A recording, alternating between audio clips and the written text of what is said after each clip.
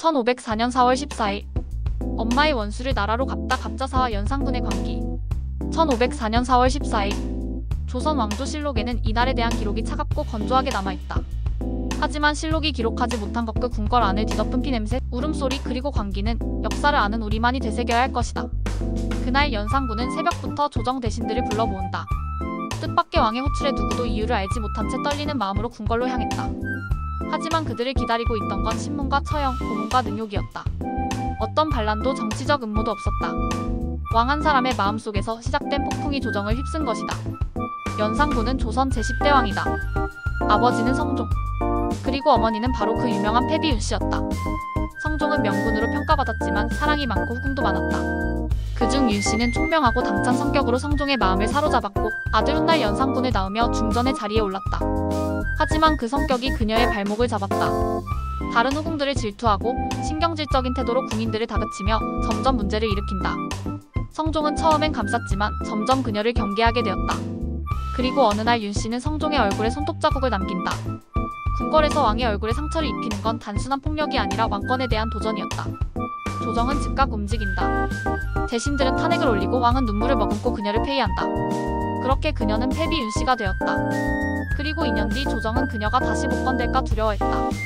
결국 조정은 성종에게 사약을 내리도록 권고했고 성종은 받아들인다. 1479년 윤씨는 경복궁 안후궁 처소에서 사약을 마시고 생을 마감한다. 그녀의 나이 27세. 그녀의 아들 즉 연산군은 겨우 5살이었다. 그 후로 20년 윤씨의 이름은 금기였다. 누구도 연산군에게 그의 어머니가 어떻게 죽었는지 말하지 않았다. 그는 궁궐 곳곳을 돌아다니며 어머니의 흔적을 찾았지만 허사였다. 그녀의 초상도 이름도 자취도 없었다. 연산군은 어머니에 대해 말할 수조차 없었다. 심지어 그가 잠자리에서 악몽을 꿔 어머니 라고 소리칠 때도 내관과 궁녀들은 눈을 피하며 입을 닫았다. 모든 사람은 그가 왕의 아들이기 전에 사라진 여인의 아들이라는 것을 잊으려 했다. 하지만 진실은 오래 숨겨지지 않는다. 1504년 봄 연산군은 어떤 문서를 보게 된다. 혹은 간신 임사홍이 그의 감정을 이용하기 위해 일부러 보여줬다는 설도 있다. 그 문서에는 있었다. 패비 윤씨 사사하노라. 그 순간 연산군은 무너진다. 20년 동안 외면당한 감정이 폭발한다. 그는 밤새도록 궁 안을 걸으며 울고 분노하고 구토하고 어머니의 이름을 되뇌인다. 그리고 그는 결심한다.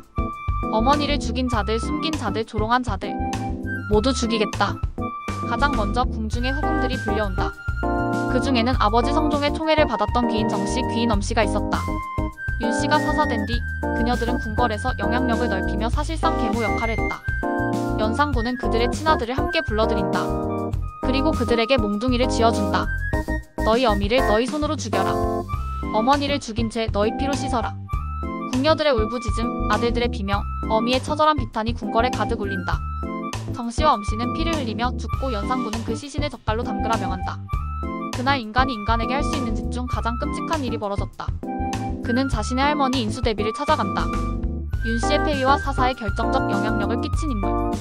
그 앞에서 그는 자신의 이마를 바닥에 찌우며 울부짖는다. 왜 제 어머니를 그렇게 만들었습니까? 피투성이가 된 그를 보고 인수대비는 말도 못하고 쓰러진다. 이 충격으로 그녀는 병을 얻고 곧 세상을 떠나게 된다. 그 뒤로 연산군의 광기는 조선을 집어삼킨다. 패비 윤씨의 죽음에 관여한 모든 자궁녀, 현관 대신 문신 살인, 심지어 죽은 사람까지가 그의 분노의 대상이 된다. 그는 한 명의 무덤을 파헤쳐 뼈를 부수고 불태운다. 부관참시. 이미 죽은 자에게도 용서란 없다. 그리고 본격적인 숙청이 시작된다. 윤씨 폐위에 찬성했던 자, 아무리 사소한 말 한마디라도 책임을 묻는다. 이름이 오르기만 해도 죽는다. 몸을 가누지도 못하는 노신에게 곤장을 내리고 멀리 유배된 자들까지 잡아와 차명에 처한다. 그 가족들까지도 연좌되어 죽임을 당한다. 기록에 남은 수만 수백 명. 기록되지 않은 이들까지 합하면 아마 수천 명이 이 사화로 희생되었을 것이다. 이후 연산군은 정치에 관심을 끊고 궁궐 안에서 향락과 폭정에 빠진다. 백성을 짐승처럼 다스려야 한다고 말했고 사람과 선비, 현명함이란 말을 금지시켰다. 정신적으로 완전히 무너진 왕. 그는 왕이 아니었다. 왕의 탈을 쓴 복수의 화신이었다. 결국 1506년 신하들은 반정을 일으킨다. 중종반정. 연산군은 폐위되어 강화도로 유배되고 그곳에서 병들어 죽는다. 마지막까지 그는 어머니 윤씨 이름을 불렀다고 한다. 오늘 우리가 기억해야 할 것은 단 하나다. 한 사람의 분노가 숨겨졌을 때 그 분노는 나라 전체를 찢어버릴 수 있다. 왕이 상처가 정치가 되었을 때 백성은 고통을 겪는다. 1504년 4월 14일. 그날은 왕이 자신을 위해 조선의 피로 물들인 날이었다. 엄마의 원수를 갚는다며 자신이 받은 상처를 피로 씻는다며 수많은 충신과 백성을 도륙한 날. 갑자사화. 조선의 가장 피비린내 나는 복수극이었다.